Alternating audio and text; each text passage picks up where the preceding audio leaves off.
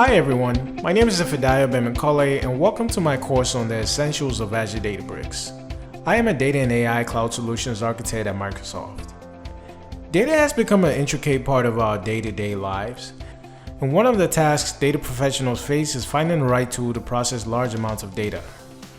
This is where Azure Databricks comes in. This course is going to give you a foundational knowledge of Azure Databricks.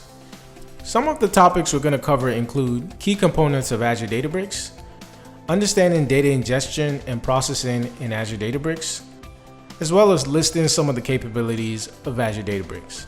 By the end of this course, you understand what the Azure Databricks workspace is and how data can be ingested into it. Before beginning this course, you should be familiar with the Azure portal. You should also have some Azure fundamental knowledge and some Azure Data Services knowledge as well. I hope you will join me on this journey to learn how to process your big data and machine learning solutions with the Essentials of Azure Databricks course at Pluralsight.